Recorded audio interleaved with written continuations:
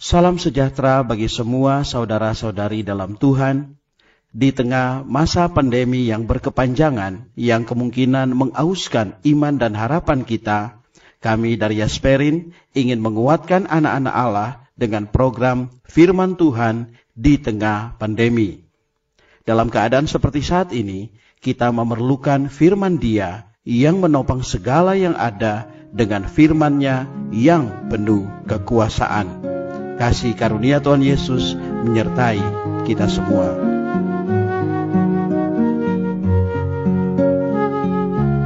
Saudara-saudari yang dikasihi Tuhan Yesus Kristus, selamat bertemu kembali dalam program Arus Hayat Voice. Tema kali ini adalah sikap orang beriman terhadap penyakit. Pembacaan Alkitab diambil dari kitab Keluaran pasal 15 ayat 26. Jika kamu bersungguh-sungguh mendengarkan suara Tuhan Allahmu dan melakukan apa yang benar di matanya dan memasang telingamu kepada perintah-perintahnya dan tetap mengikuti segala ketetapannya, maka aku tidak akan menimpakan kepadamu penyakit manapun yang telah kutimpakan kepada orang Mesir, sebab aku Tuhanlah yang menyembuhkan engkau.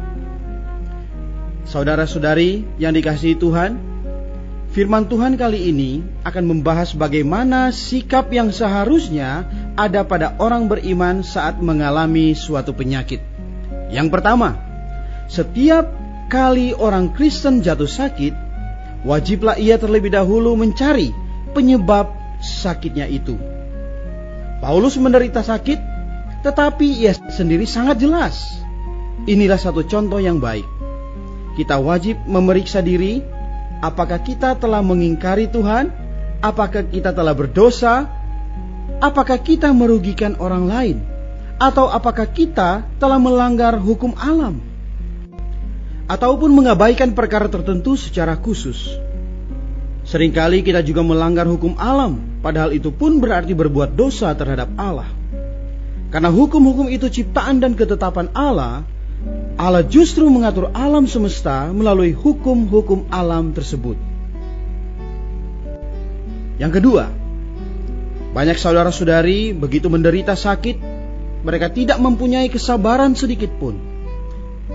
Mereka khawatir nyawa yang berharga ini akan melayang, lalu segera pergi mencari dokter agar dapat sembuh lewat injeksi atau minum obat-obatan, dan tergesa-gesa mengharapkan kesembuhan kepada Allah. Hal ini jelas membuktikan betapa Anda dipenuhi oleh diri sendiri. Pada waktu-waktu biasa Anda sudah dipenuhi oleh diri sendiri, maka begitu sakit tiba, Anda buru-buru mencari kesembuhan. Ini lebih membuktikan bahwa Anda dipenuhi diri sendiri. Orang yang pada waktu-waktu biasa dipenuhi diri sendiri, maka begitu ia sakit, pastilah ia merasa cemas, lalu tergesa-gesa mencari kesembuhan. Ketahuilah, cemas dan tergesa-gesa tidak ada gunanya. Yang ketiga, kita wajib terlebih dulu membereskan masalah kita di hadapan Allah, baru kemudian kita dapat membereskan masalah tubuh kita. Seringkali Anda dapat menemukan adanya kesalahan atau dosa. Itulah penyebab Anda jatuh sakit. Karena itu Anda wajib mengaku dosa di hadapan Allah, memohon pengampunannya, dan setelah itu barulah Anda boleh mengharapkan kesembuhan dari Allah. Ada kalanya hal ini merupakan masalah pendisiplinan atau ganjaran Allah yang bertujuan membuat Anda lebih kudus, lebih lemah lembut, lebih berserah dan patuh kepada Allah. Yang keempat, kita harus menyadari bahwa kesembuhan selalu ada di tangan Allah. Kita wajib belajar menengadah kepada Allah Sang Penyembuh. Di dalam Perjanjian Lama, Allah mempunyai satu nama. Akulah Tuhan yang menyembuhkan engkau. Nama Allah di sini berbentuk kata kerja. Itu satu nama yang istimewa. Maka kita harus belajar menengadah kepada Allah Sang Penyembuh. Ia pasti akan merahmati umatnya sendiri. Yang kelima, setelah penyebab sakit ditemukan, maka ada salah satu cara yang patut Anda lakukan, yaitu minta didoakan dan dioleskan dengan minyak oleh penatua gereja. Di dalam Yakobus pasal 5 ayat 14-15 merupakan satu-satunya perintah dalam Alkitab bagi orang Kristen yang menderita sakit. Di sana dikatakan, kalau ada seseorang di antara kamu yang sakit, baiklah ia memanggil para penatua jemaat, supaya mereka mendoakan dia serta mengolesnya dengan minyak dalam nama Tuhan. Doa yang lahir dari iman akan menyelamatkan orang sakit itu, dan Tuhan akan membangunkan dia. Tindakan itu bertujuan membiarkan minyak kepala Kristus mengalir ke atas anggota tubuhnya, yaitu Anda. Sebab Anda adalah bagian dari tubuh.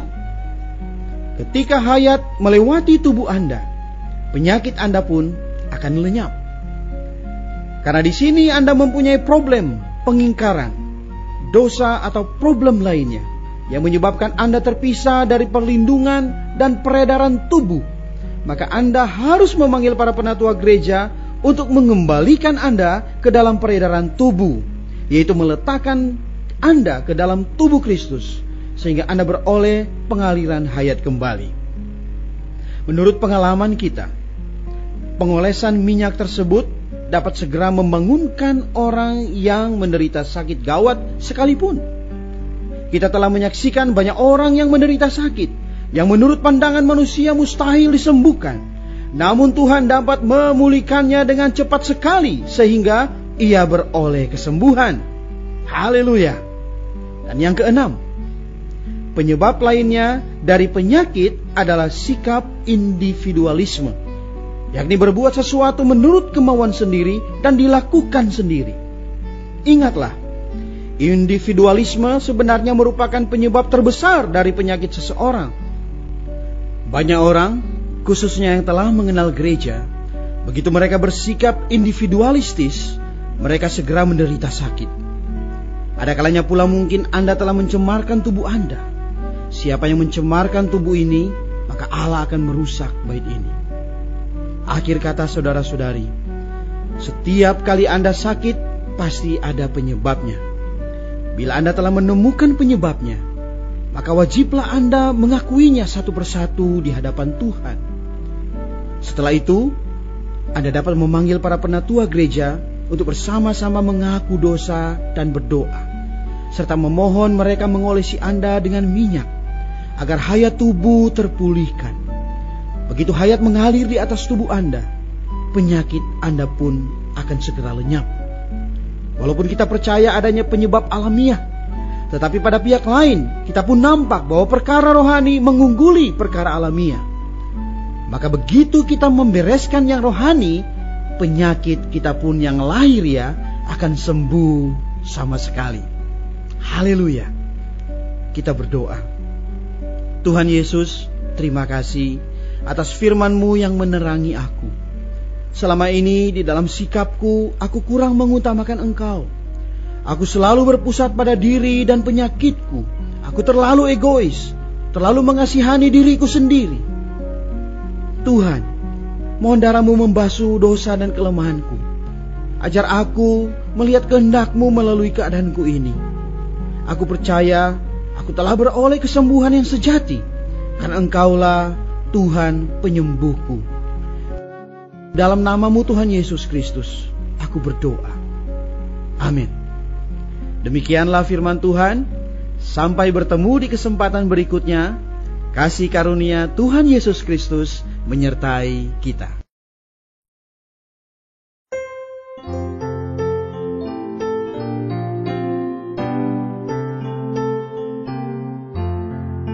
Waktu ku jumpa godaan, lewat rintangan yang dahsyat, timbullah ingatan mesra. Tuhan ingat aku, Tuhan ingat aku, Tuhan ingat aku. Apakah yang ku takutkan? Tuhan ingat aku.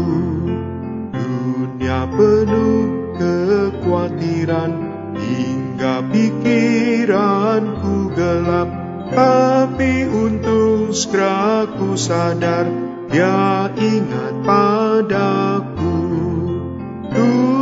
ingat aku, Tuhan ingat aku.